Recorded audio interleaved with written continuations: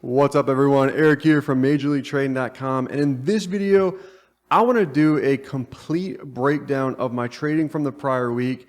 I want to show you the entries, I want to show you the exits, I want to talk about the why, the how, the planning, all the things that really go into what ultimately has to take place before a trade, right? What is your day trading strategy? How is it that it's laid out? And then how can you duplicate that over and over and over again, right?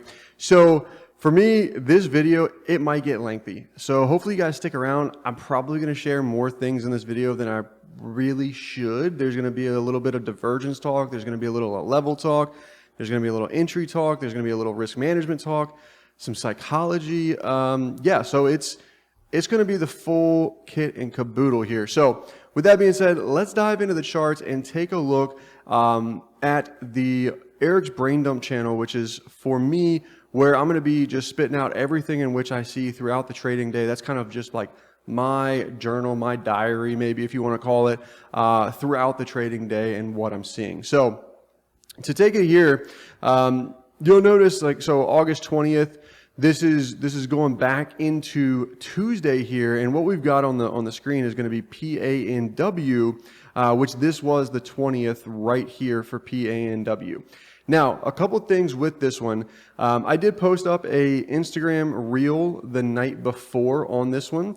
So if you go back and take a look here, you'll see we did get earnings announcement after the bell there on Monday coming into the day for Tuesday, right? And we did essentially exactly what I was looking for in that video, which you can go check it out on my Instagram, but it was looking for an open somewhere in the 350 to 355 range for PANW, and then from there, I thought I had really good potential to get up into 373.41s.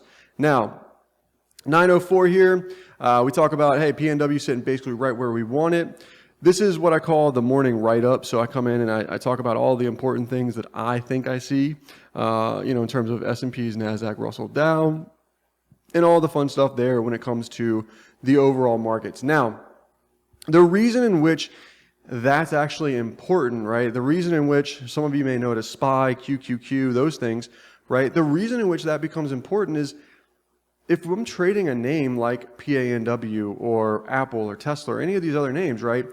And the overall market is just getting absolutely smacked to the downside, right? And we're overall clearly in a downtrend with the overall markets, and everything's kind of there for us to get a continued move to the downside. I don't really want to step in and trade something to the long side. Now, granted, there are cases where we can get some relative strength or relative weakness names that can really come into play with that, which we'll actually talk about here in a little bit. But it all revolves around what the market's doing and where we're at, where we're headed, at least in my opinion, right? So every day I got to have that. When I sit down at the desk, I use this right here as my trade plan sheet that I keep on my desk there. And that allows me to look at the markets and come up with this plan. Now, from there, once I have the plan, I look for some individual names that are standing out to me. So in this case, that was PANW. So what I wrote here was, this is a favorite name on the board right now, and there's room up into 373.41s if it really wants to go. A quick spike under opening print that can recover and trend is what I'm going to be looking for. This becomes even better with that in-Q divergence and a trend developing in there. First targets would be 362s. We talked about that in the Instagram video. And then those 373.41s are on the table for up here. Now, a trend beneath the opening print, and I'm not going to touch it. I'm only interested in this name to the long side from earnings, right? You can see this little bit of a gap right here on the daily chart coming from that earnings move.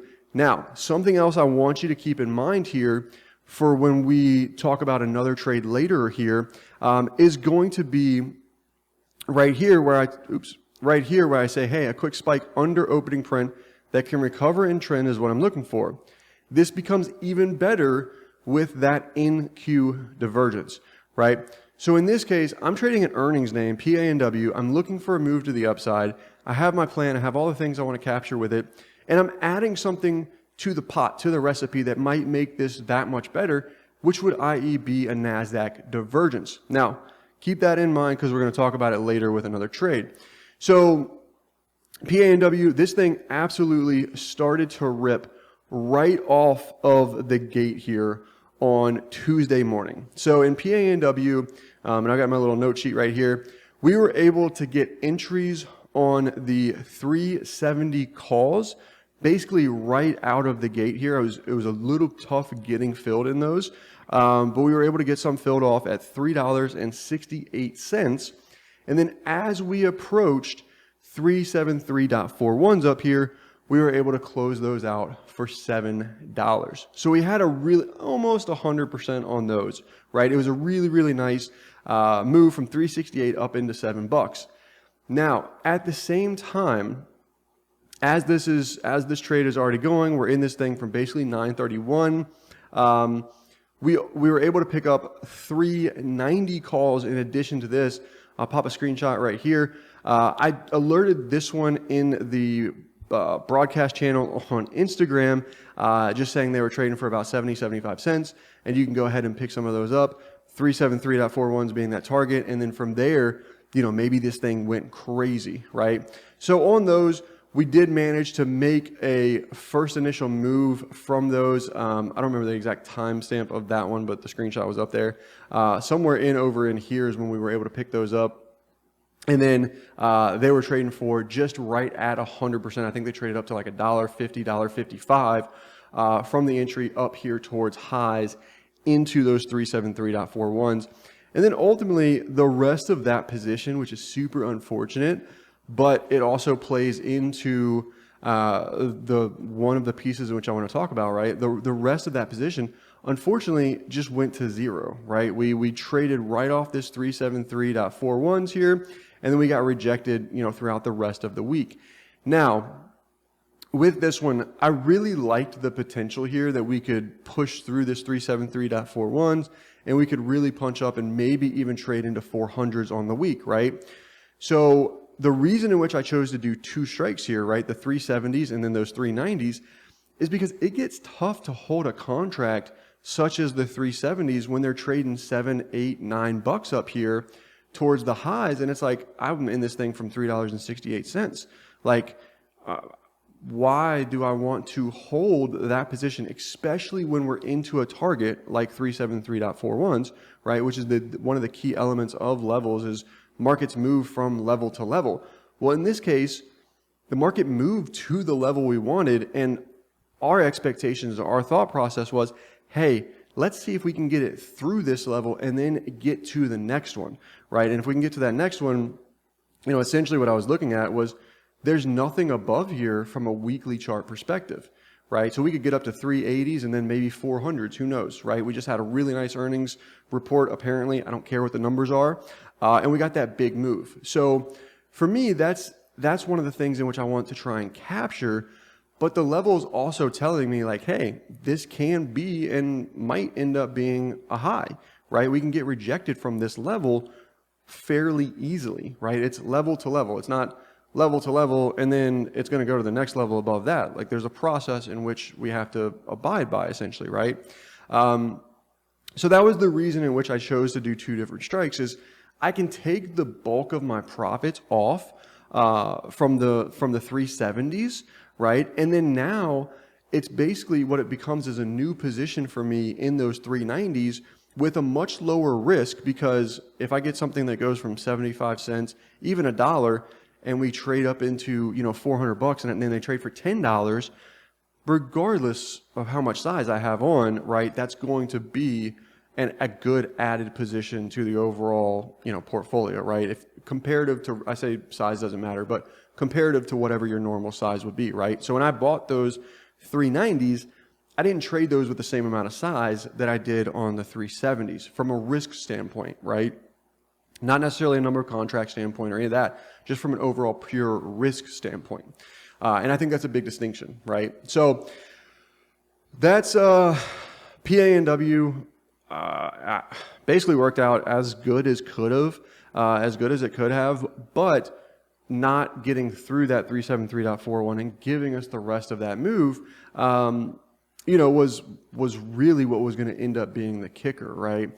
And it just didn't end up working out. And sometimes that's fine, but we managed the risk accordingly to whereas instead of giving back $7 on those 370 calls, from our exits up there, we were only really giving back, 70, 80 cents from our entries on those smaller 390s, even though we were still able to get some off for about 100% there. So, anyways, that's going to be PANW here. And then from PANW, so that was on 8/20, and we can go ahead and take a look here at the S&Ps. So that was on Tuesday.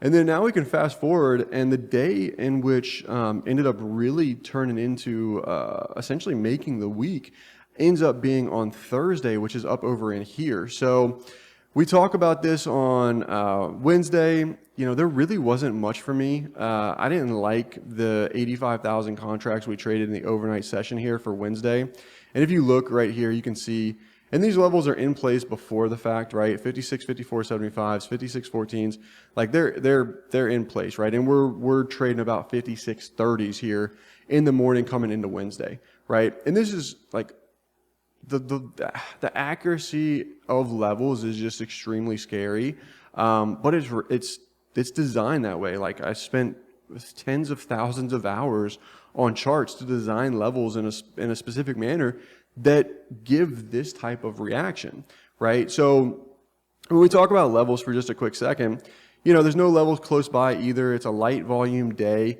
right? And when I mean, when I say no levels close by, right, we're 56.30. So, 25 points lower or 25 points higher, 20 points lower, et cetera, right? They're not really close. They're not right where we need to be.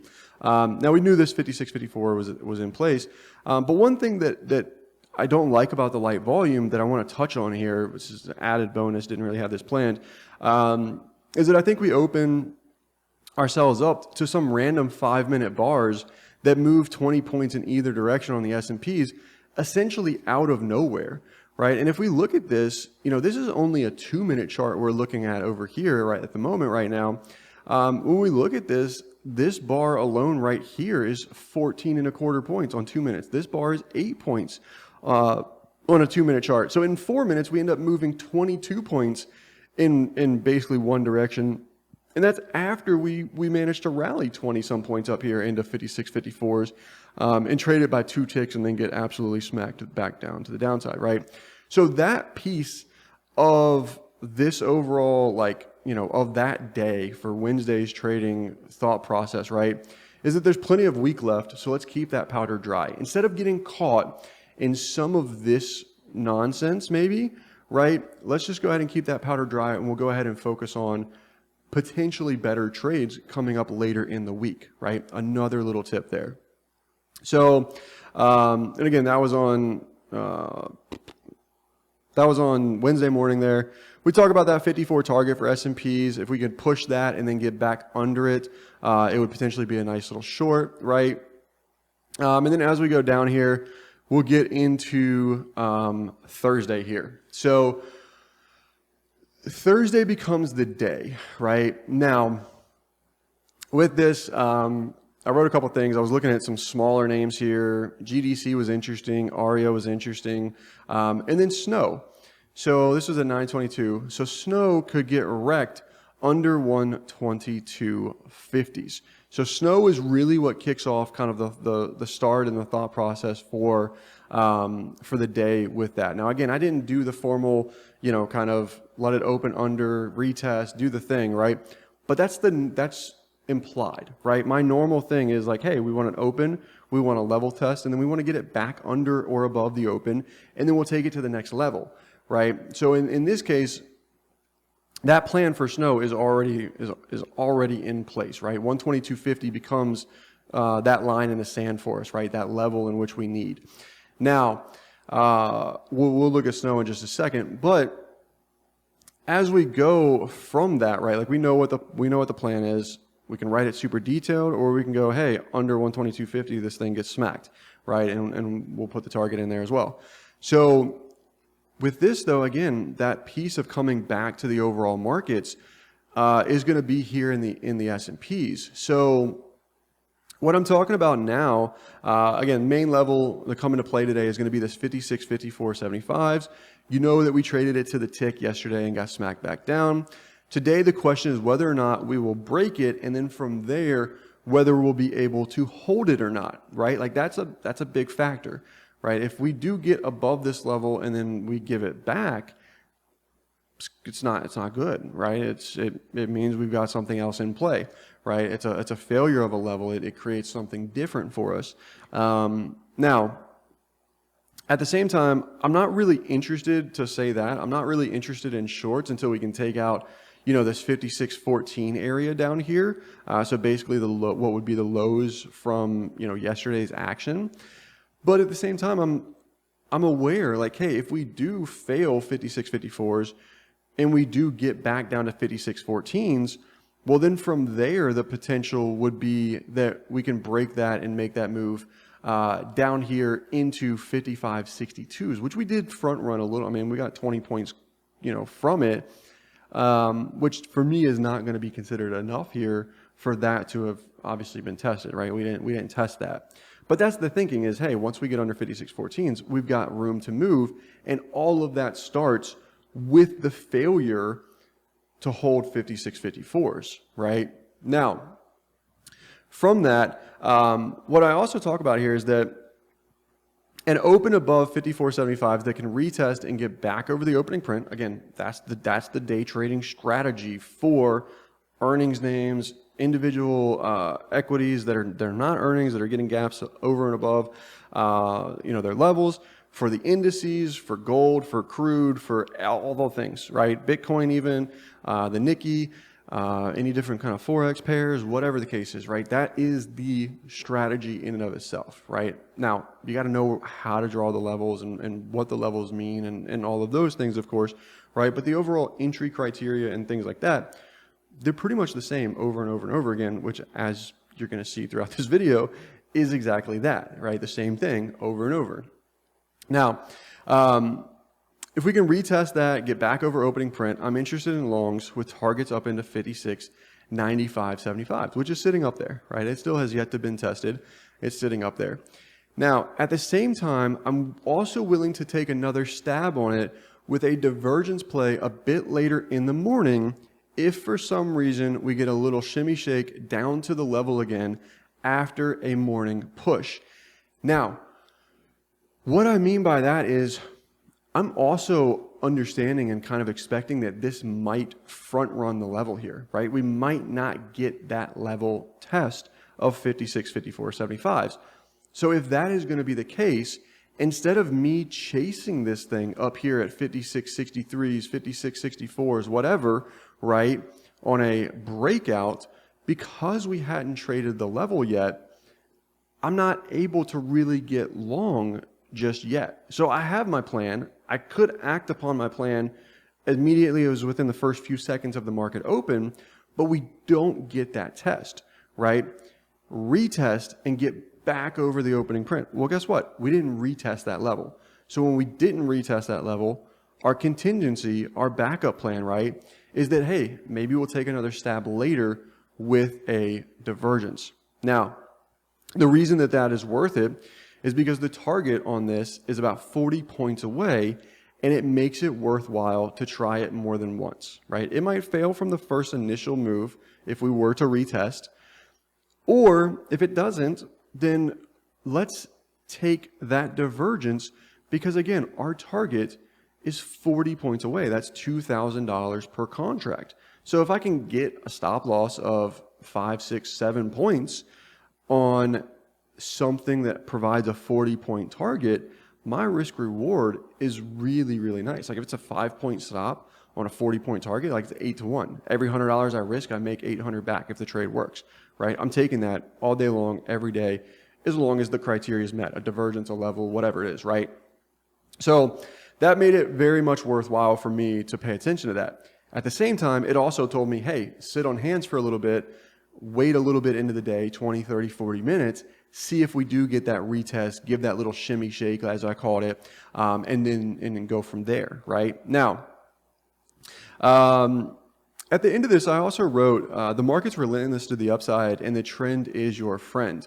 Now, The trend is your friend, and we've definitely been in a really, really solid uptrend here. And I talked about this on the PANW trade, right, where every single day I'm starting off, and the very first question in which is asked to me over here, outside of how am I feeling today, is just going to be, what is the overall market doing right now? What stands out from the overall overnight action? I've got a little spot for the S&P, NASDAQ, Russell, Dow. Tell me what the percentage change is, which one's stronger, which one's weaker. Like, what is the market doing, right? And so in this case, I'm understanding and thinking that there is a possibility we could fail this 56.54s, right, on this gap up. And then from there, like I said, we've got 100 points worth of room to drop. Now, the first stop on that, road to 55.62s would be at 56.14s here. If that's the case, that's still 40 points to the downside here that the S&Ps could move if we fail this level. Now, this is always one of the tougher things to kind of plan, but you'll start to see it more and more. Like, once you know what to look for, you'll start to see, like, hey, this name looks good because market's doing this, and this name looks, I don't want this name, blah, blah, blah, right?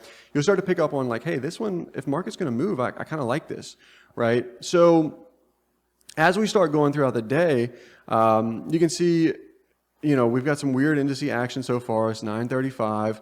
I did take one small scalp here in the Russell. So if we take a look at the Russell, I still left this up here.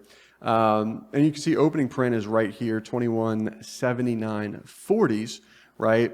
So as we come in here at 936, I say, hey, I'm going to try a small RTY long over opening print. So that's right at the end of this red bar, right? So if this next bar can start pushing up and get over the opening print, which again, that line is right here, 79.40s, then I'm open to longs, right? With the expectation of the move would be to 2206.40s in the Russell. Now, 2185.50s is overnight highs here. I was able to take this. I got a little bit better entry than opening print here. I was able to let this get over opening print, and then I bought this small little first pullback here in anticipation of opening print breaking. So right inside of this bar. So my entry was a little bit better than 79.40s, and then my exit was right up over in here at about 83s and change. As soon as we got this little news spike or whatever, I think we had news at 9:45 that day. So whatever that news was, spiked us up through overnight highs and then started to pull back. Now, with this, my thinking in here is that, hey, I already have some profits on this position. We did fail these overnight highs, and we've got all of these things, kind of working against us now at the moment for the potential to give us that push up into what would be those 2206s. Now, at the same time, so I was able to go ahead and cut that position early. Now, right here is where I talked about that. So we've got Meta that I start paying attention to here, and we're going to kind of flip back and forth between a couple different positions here. But at 9:43, we really start paying attention to Meta. Now, at 9:43, we're still in an RTY long. So we're looking to add an additional long in our favor. We want to see something happen, right? And then at 9:46 is right when I close that position, right? This is basically the start of what this bar would be. I said, that news spike, it doesn't look great. I don't like it, right? So something with that whole news spike situation, the price action inside of that was like, hey, this doesn't look good. You have some decent profits here so far, about 4 points, give or take. I think it actually ended up being 5.1 points is what I got out of that. It was $255 per contract on the RTY trade. So we get 5 points out of the RTY, and we go ahead and dump the position. Now, ends up being a really good move on that Thursday, right? Because then the rest of the markets obviously pulled back. It sold off, 30 points from there in the Russell. Now, at the same time that's happening, and this is like really, really kind of deeper thought process, right? Is that at the same time in which I went ahead right over here, like 4 minutes, or 9:46, right? 4 minutes basically before I'm going to take my next entry. I'm thinking, okay, cool, S&P's is going to pull back. Let me dump the Russell. I'm expecting the 56, 54, 75s. But I'm also at the same time going, the news spike doesn't look great. This might turn into a bit of a top, right? So I'm open to the idea of either or, right, from this point forward. I just need it to prove me something. Now, when the market does something like this, and by the way, this video is now 25 minutes long, so if you guys are still listening, thank you so much. If you haven't already, hit the thumbs up, give it a like, do all the things down there, whatever. And yeah, thank you again for watching. So, but with that, like, I need something. So at 9:43, I go, hey, Meta, I kind of like for longs if we need them today, and it may be a better play than the NASDAQ itself, right? Meaning it may be a better play than the indices in themselves, right? If it's still holding here around 537, when S&P trades 54.75s and we get a divergence, then longs in here would be valid. So this is that thing I talked about bringing back from the PA&W, where in PA&W, I was looking for a NASDAQ divergence, right, that may give us a bit of a better entry. We were on Tuesday, we were thinking we may see a NASDAQ divergence. Excuse me, PA&W, we were thinking we'd get that 373.41s, which we did. But we were going, hey, that entry becomes better with the divergence. So what that means here for Meta, right, is a Meta right through here, right at 9:46s, here's opening print. So we'll just go ahead and put this in right here. Call it 537. It was, yeah, 537. We've got opening print right here at 537s, and we're going, hey, if it's still holding right around here at 537s when S&P's trades 54.75s and we get a divergence, then longs would be valid.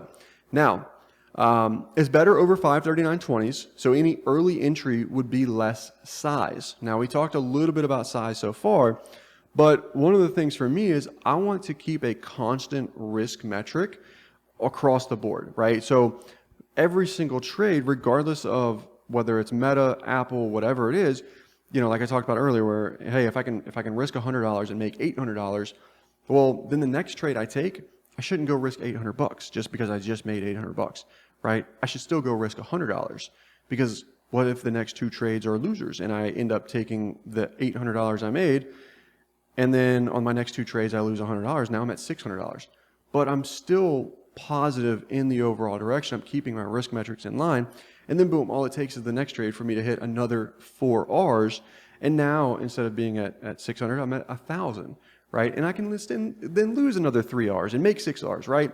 And we can go on and on about how that is what I think to be the appropriate way to manage risk, regardless of position or instrument even, in order to maximize the most and keep that steady, consistent equity curve, which was what we want from bottom left-hand corner to top right-hand corner of the screen, right? We want our P&L curve to just look like a slow, steady set of staircases with some big jumps every now and then, right? And those are those big 8R, 10R, 15R type trades.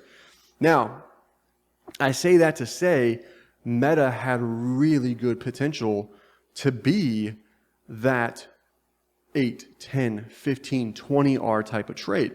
So even though we took an early entry here and it would be less size, if we capture 15 Rs on a half size position, if you will, right? It still ends up being 7.5 Rs on a normal size position.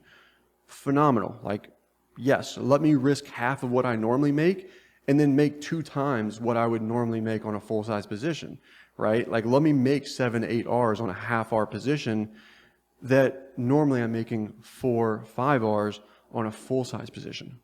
Yes, all day, every day, I want it, right? So in this, we do ultimately get that divergence. So I'll go ahead and pull this over. And for those of you that are unfamiliar with the divergence strategy here, you can go back and take a look. There's multiple videos here on the channel just talking about the overall divergence strategy and it being, essentially what I think to be the #1 trading strategy for any sort of beginner trader, right? Anybody that is looking to just trade something with very, very simple rules. That's ultimately what we're looking for inside of this. Now, when I talked about the divergence, there's no technical arrows in here. So you'll see like every now and then there's green arrows and things like that. That's going to be our actual divergence indicator here. But what we're thinking or what we're looking for inside of this is one of the things in which we want to see is that we're able to make new lows in something and no new lows in something else. So in this case, when we get this pushed down, we do start setting off some triggers over here in the Dow, in the Dow, and we had opposing signals already in place on the S&Ps up here from that news spike. Now, I say that to go, okay, we've got it right here. We've traded the, let's go over down here. We did trade that 54.75. The spike news doesn't look great, but Meta's holding. So at 947s, right, and we're kind of coming back in this timeline right in through here. The markets have made that little push down to the downside. We've traded that 56, 54.75s. Something is hopefully giving us that little divergence in which we're going to need. We see some arrows inside of the Dow there. So at 948, we go, okay, cool. We're grabbing some of these 540 calls. And again, it's an early entry, so remember, it's less size than normal. We grab those right at the very start of this bar, like right at 948s. Now, our entry into Meta was on the 540 calls was $3.40. Now, the $3.40 entry, that's important, right? We've now had entries at $3.68 in PNW. We've had entries at $3.40 in Meta. But the size difference, right, in Meta compared to PANW is more. And the reason in which even though they're roughly the same dollar per contract cost, the reason in which they are so much more, or that I had so many more contracts, is because my risk was right under the lows of this last little push here.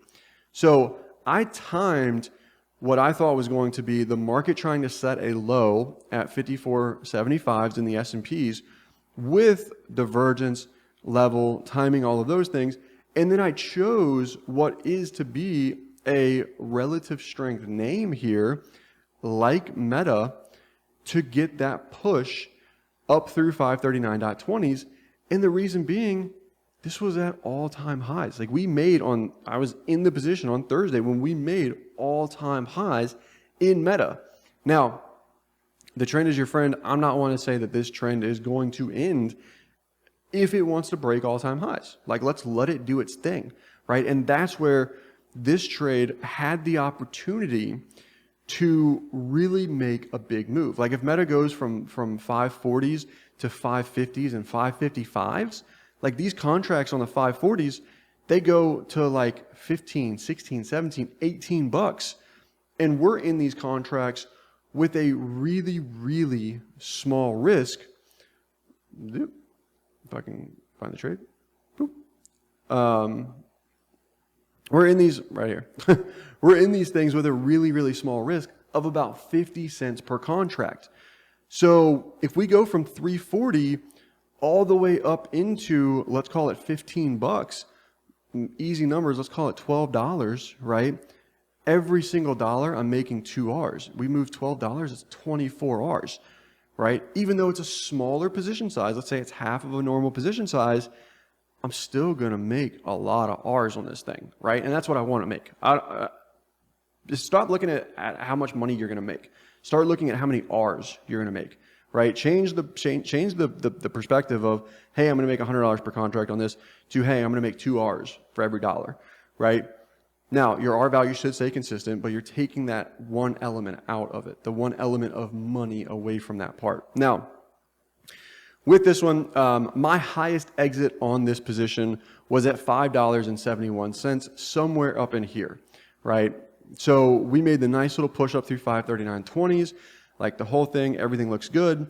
But we have to lock some of this in, right? We've moved $2 and some change on our $3.40 entry already with a 50-cent stop. So we're now up 4 R's on this position.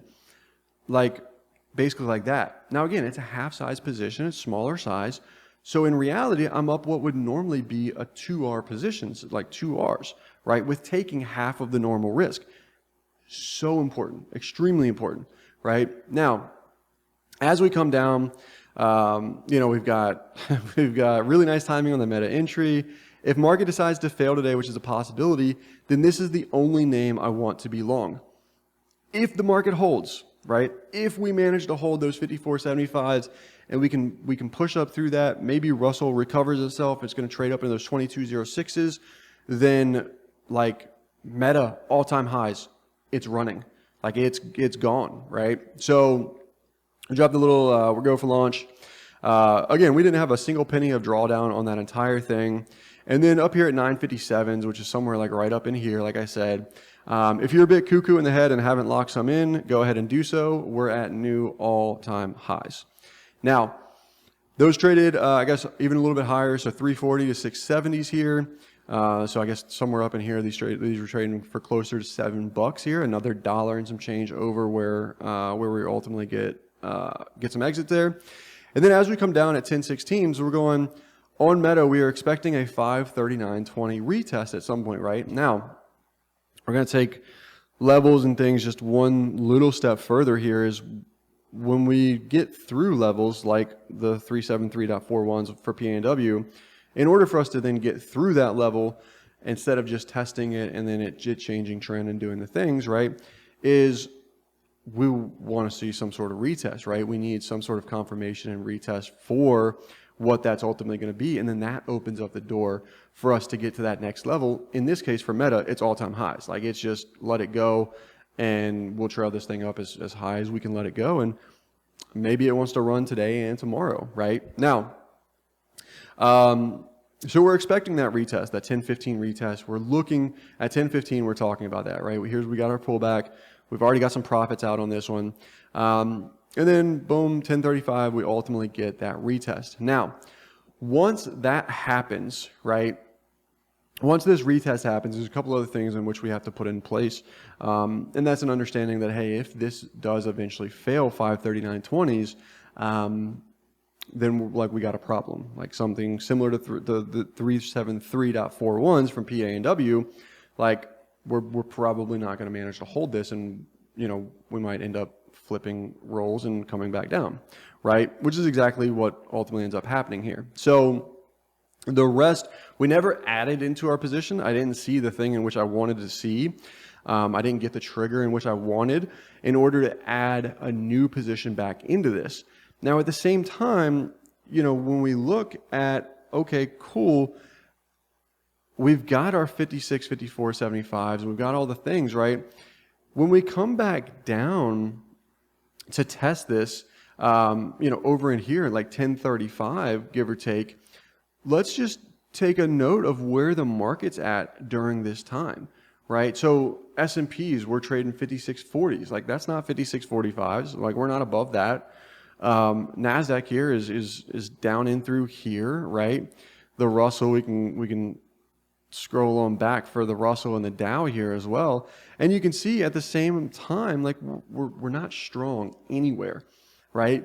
So if we're not strong in the overall indices and we've already broken the level in which I thought should hold us on the day and we should be able to move from that, then why do I want to add into this position, right? Now, again, like I said, if the market does fail today, if we go back up here, if the market decides to fail today, then this is the only name I want to be long.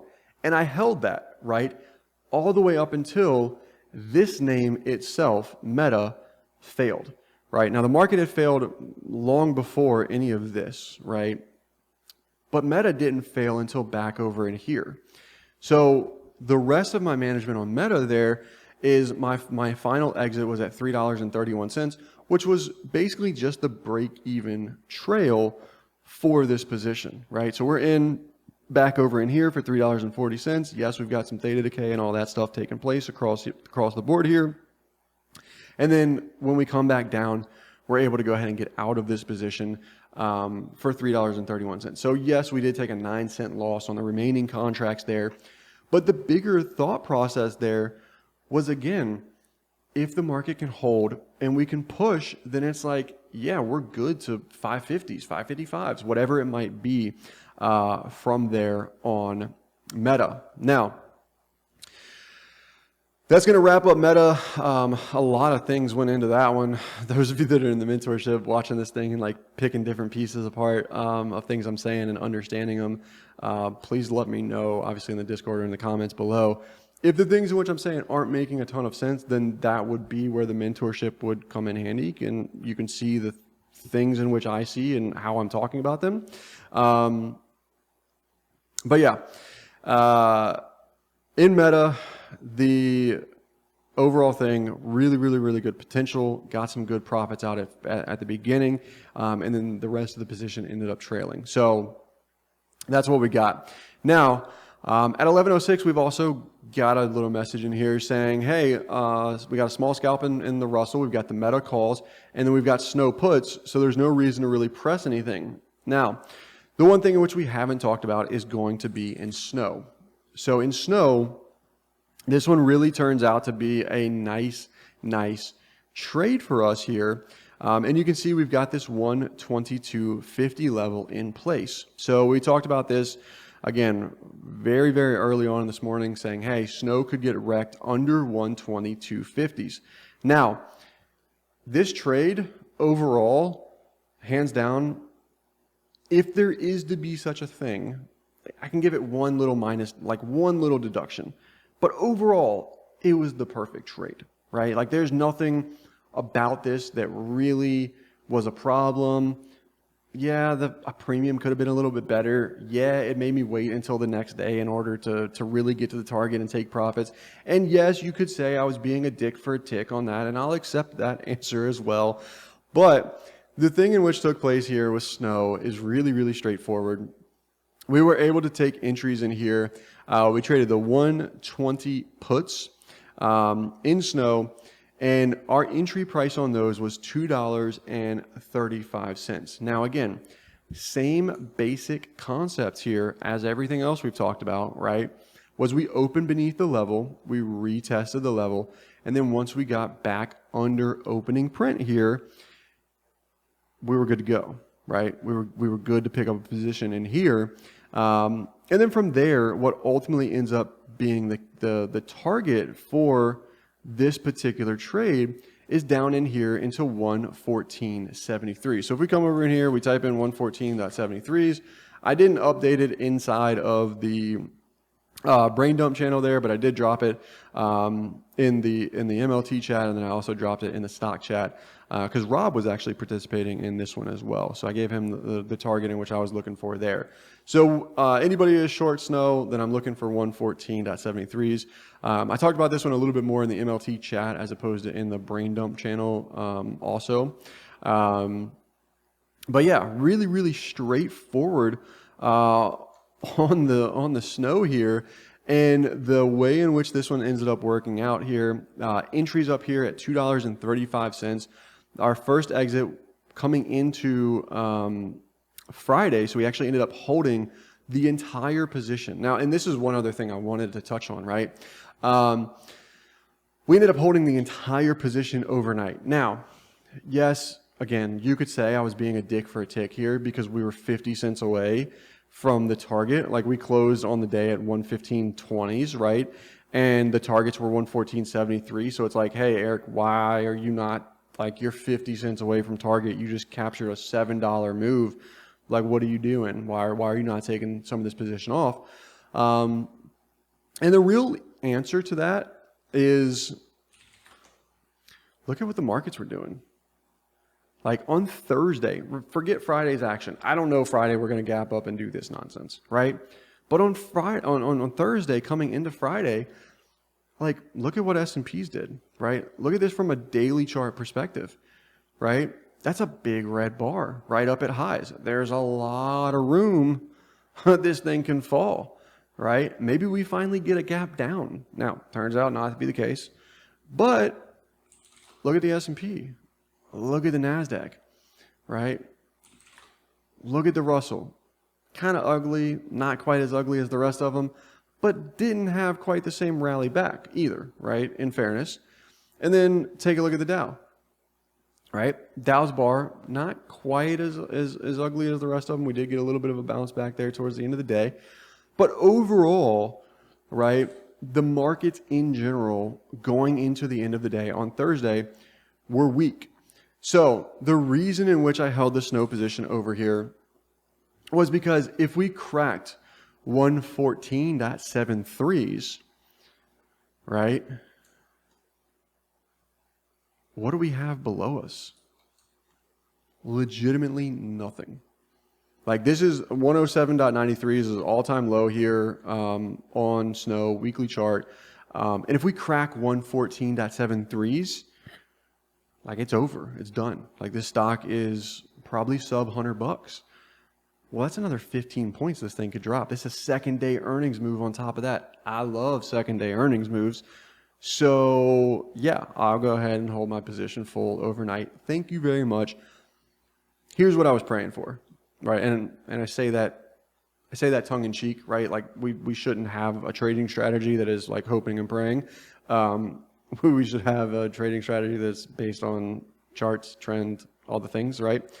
But the thing in which I thought could be a real possibility is that if the markets were to stay weak, they were to get the rest of the move down overnight, and we were to gap down in the overall indices, then my thought process was that we could gap under 114.73s, and then we basically get just a free repeat of this exact trade from the prior day, which is even better because it becomes the second day earnings move and it's in the direction of the overall markets and everything just, the stars align and it's absolutely perfect.